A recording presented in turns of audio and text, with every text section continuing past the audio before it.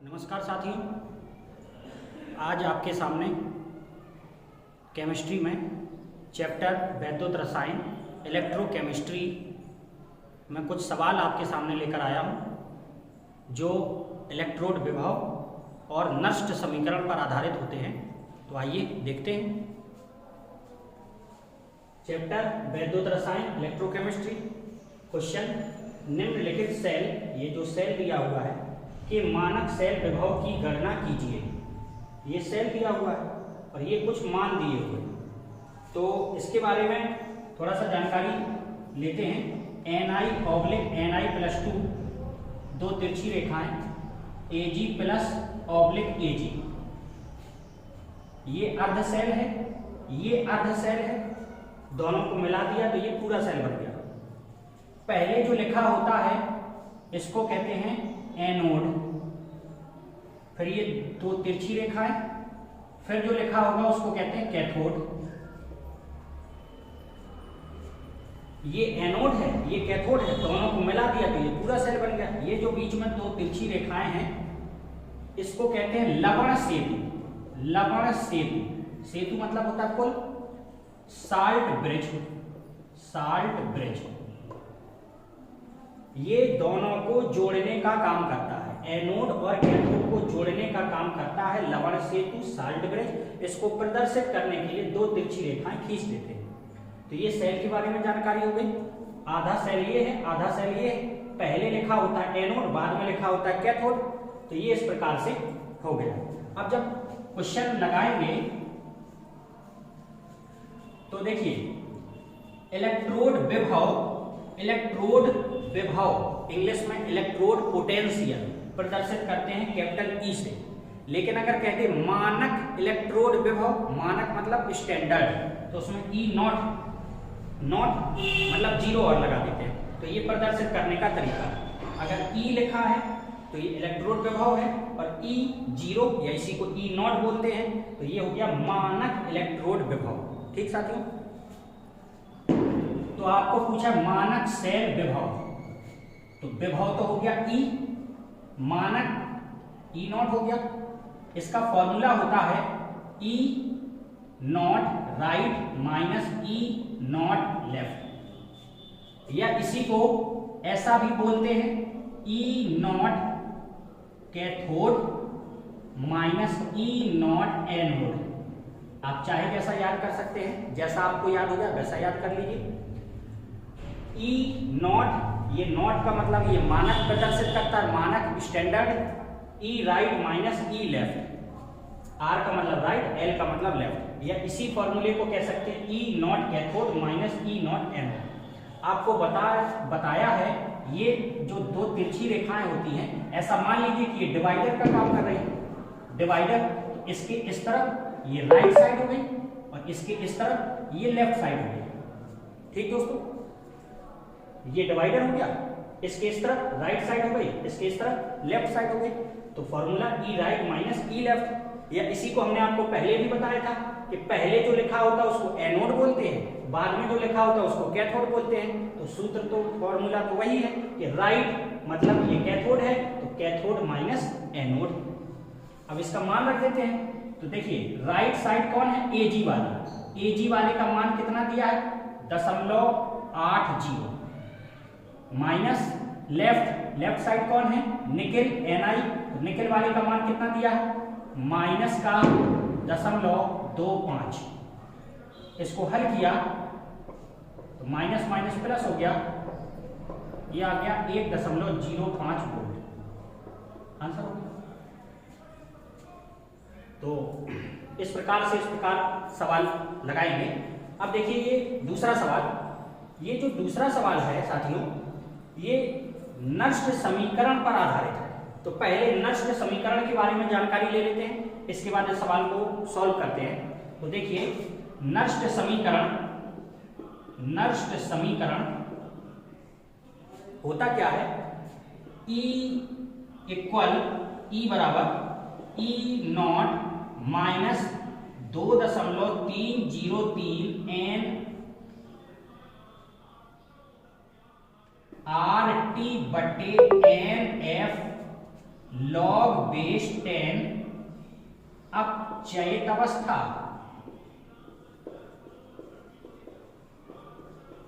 बटे आक्सीकृत अवस्था, आक्सीकृत अवस्था। ई इलेक्ट्रोड विभव हो गया, ई नॉट मानक इलेक्ट्रोड विभव -2.303 RT बटे NF log बेस 10 अपचयित अवस्था का सक्रिय द्रव्यमान। ये जो बड़े कोष्ठक से लिखा जाता है इसको सक्रिय द्रव्यमान बोलते हैं, इसी को सांद्रता बोलते हैं। तो अपचयित अवस्था की सांद्रता बटे आक्सीकृत अवस्था की सांद्रता, ये हो गया।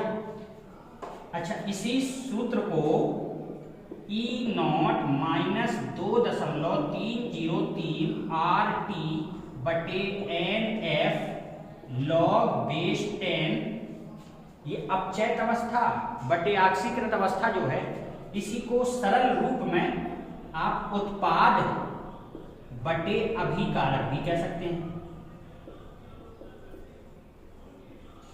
उत्पाद बटे अभिकारक, अपचयित अवस्था बटे आक्सीकृत अवस्था, या इसी को उत्पाद की सांद्रता बटे अभिकारक की सांद्रता। तो ये दोनों सूत्र हैं। अब आप सोचेंगे कि अपचयित अवस्था क्या होती है, आक्सीकृत अवस्था क्या होती है, उत्पाद अभिकारक तो सभी लोग जानते होंगे। तो देखिए, मान लीजिए जैसे कोई समीकरण है, H उत्क्रमणीय चिन्ह रिवर्सिबल, H प्लस इलेक्ट्रॉन, इसमें ये जो H प्लस है ये आक्सीकृत अवस्था है, तो ये नीचे चला जाएगा यहाँ पे, और ये जो H है ये अपचयित अवस्था में है, क्योंकि आप देखिए साथियों, इस पर ऑक्सीकरण संख्या कितनी है, 0, और इस पर ऑक्सीकरण संख्या +1 है, तो इसका मतलब है इस पर +1 है, तो ये ऑक्सीकृत अवस्था हो गई, और इस पर 0 है, कम है, तो ये अपचयित अवस्था हो गई। तो ये इस प्रकार से फॉर्मूला है, E बराबर E0 -2.303 RT बटे NF log बेस 10 अपचयित अवस्था की सांद्रता या सक्रिय द्रव्यमान बटे ऑक्सीकृत अवस्था की सांद्रता। अगर आप इसको नहीं लिखना चाहते हैं तो इसी को कन्वर्ट कर दिया, उत्पाद की सांद्रता बटे अभिकारक की सांद्रता। तो दोनों का मतलब ही एक है। अपचयित अवस्था यहाँ ये है, सॉरी ऑक्सीकृत अवस्था ये है और अपचयित अवस्था ये है। अगर उसी को कहें उत्पाद ये है, अभिकारक ये है, तो आप कुछ भी याद कर सकते हैं इसमें। अच्छा, इसके बाद जब सॉल्व करेंगे E नॉट माइनस, अब देखिएगा 2.303 R होता है सार्वत्रिक गैस नियतांक, R होता है सार्वत्रिक गैस नियतांक, जिसका मान 8.31 जूल प्रति केल्विन। R के 3 मान 0.0821 लीटर वायुमंडल प्रति मोल केल्विन, या 8.31 जूल प्रति मोल केल्विन, या 2 कैलोरी प्रति मोल केल्विन। इस प्रकार से 3 मान होते हैं। R को कहते हैं सार्वत्रिक गैस नियतांक, यूनिवर्सल गैस कांस्टेंट। तो ये होता है लीटर वायुमंडल प्रति मोल केल्विन, ये होता है जूल प्रति मोल केल्विन, ये होता है कैलोरी प्रति मोल केल्विन। तो यहाँ जूल वाला मान रखा 8.3। ये जो कैपिटल T है, ताप टेम्परेचर केल्विन में होना चाहिए। तो ये जो मानक शब्द लगता है ये 25 डिग्री सेंटीग्रेड पर लागू होता है, 25 डिग्री सेंटीग्रेड। इसको अगर कैपिटल T में बदलेंगे तो इसमें 273 जोड़ना पड़ेगा, तो ये हो जाएगा 273 जोड़ देंगे तो 298 बटे N इलेक्ट्रॉनों की संख्या गुणा F होता है फैराडे नियतांक, फैराडे नियतांक होता है 96500 कूलम। देखिए R का मान रख दिया, T का मान रख दिया, N तो ज्यों का त्यों है, N इलेक्ट्रॉनों की संख्या, और F हो गया फैराडे नियतांक। तो फैराडे नियतांक का मान होता है 96500 कूलम, ये मान रख दिया। आगे का तो ये रहेगा। जब आप इसको सॉल्व करेंगे तो ये सॉल्व होके आ जाएगा E नॉट माइनस 0.059 बटे N। देखिए जब पता इसको सॉल्व किया तो ये आ गया, और बाकी का तो log बेस 10 उत्पाद बटे अभिकारक, उत्पाद बटे अभिकारक। तो फाइनली नेक्स्ट समीकरण निकल के आ गया E बराबर E0 माइनस 0.059 बटे n log बेस 10 उत्पाद की सांद्रता बटे अभिकारक की सांद्रता। तो देखिए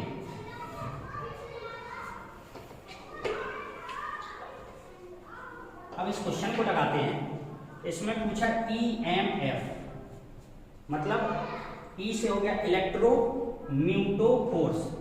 इलेक्ट्रोम्यूटोफोर्स, विद्युत वाहक बल।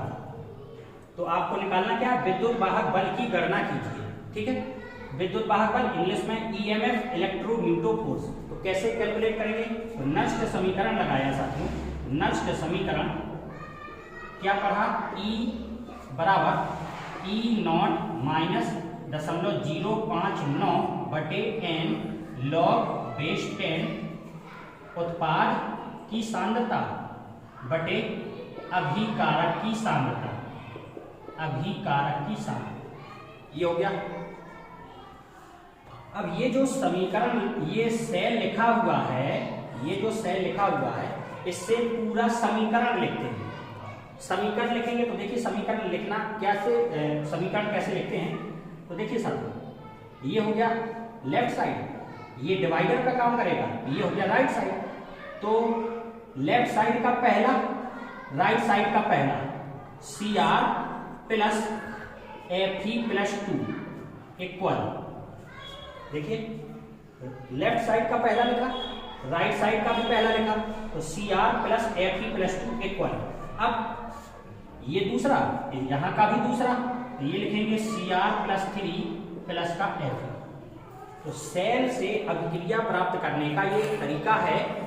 पहला लिखिए तो ये अभिकारक बन जाता है, इक्वल, दूसरा लिखिए तो ये उत्पाद बन जाता है।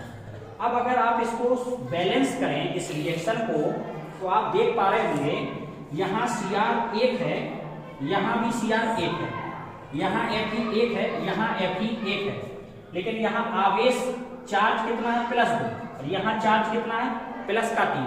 आवेश बराबर नहीं, आवेश को बराबर करते हैं।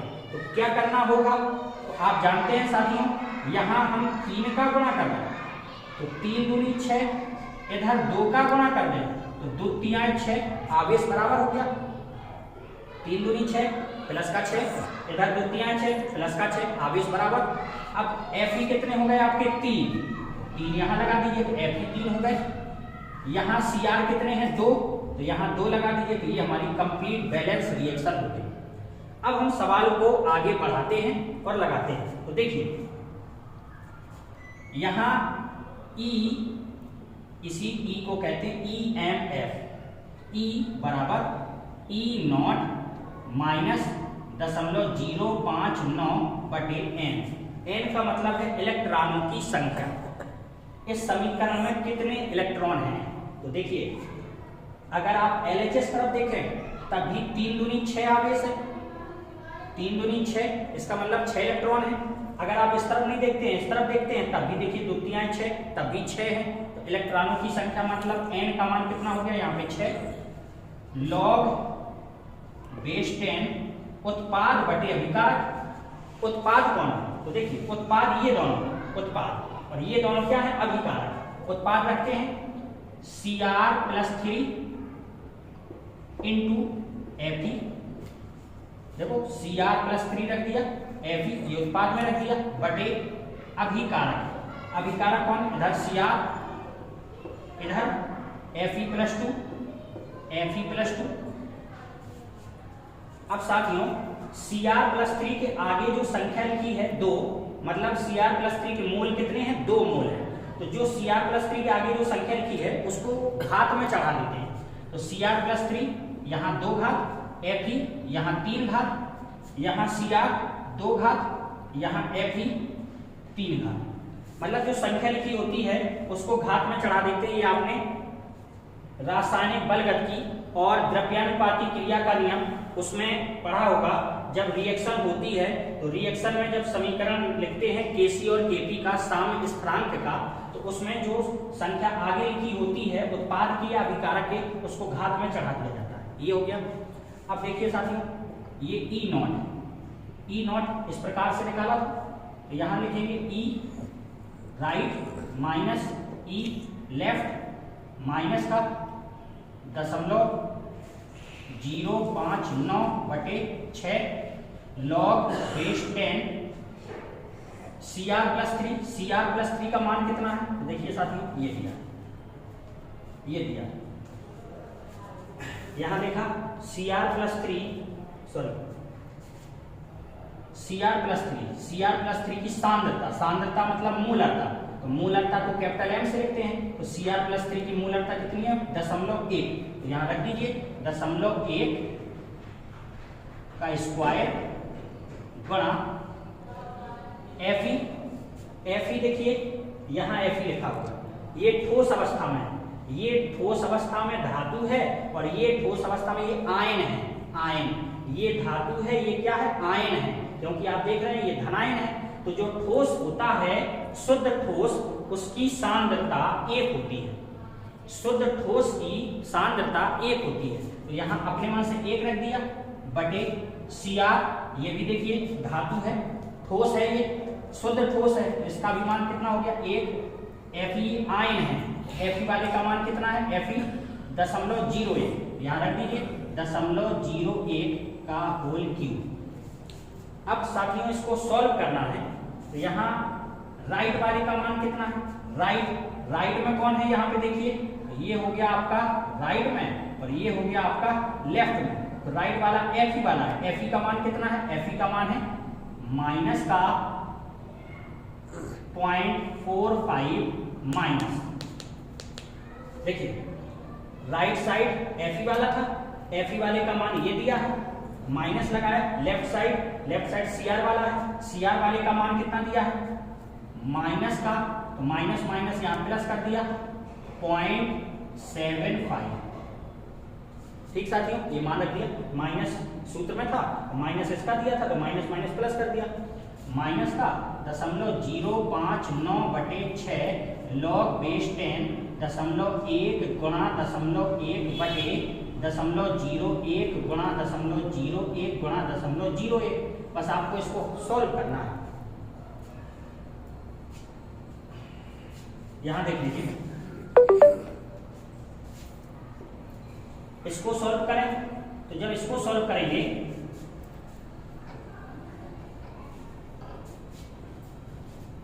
यहां ई राइट का मान क्या था? ई राइट का मान Fe वाले का माइनस का 0.45 माइनस लेफ्ट वाले में Cr है, Cr वाले का मान था माइनस क्या हो गया? Plus 0.75 minus 0.059/6। इसको आप सॉल्व करेंगे तो लॉग बेस 10 0.1 गुणा 0.1 बटे 0.01 गुणा 0.01 गुणा 0.01। इसको हल करेंगे तो इसका आ जाएगा 0.75 में से 45 गया तो कितना आ गया? 0.3 माइनस इस पूरे को जब आप सॉल्व करेंगे तो आ जाएगा 0.039। अब इसको हल कर लीजिए। देखिए हल सॉल्व करते तो बन जाता है, पॉइंट हटाया तो 2, तो यहां हटा दिया, यहां का हटाया तो कितने जीरो बढ़ जाएंगे? 4 जीरो, तो इसके 10 की पावर 4 हो गया। अब इसको हल करेंगे, सॉल्व करेंगे तो आपको पता होगा लॉग बेस 10 की पावर 4, तो ये 4 आगे आ जाएगा, लॉग 10 बेस 10 इसका मान 1 हो गया। तो इतने गुणा 4 करेंगे तो सॉल्व करके इतना आ जाएगा। अब इसको हल किया तो 0.30 और 0.039, इसको घटा लीजिए तो कितना आ गया? 1 4 6 1 2 10 ये हो गया हमारा सब। ठीक साथियों, धन्यवाद।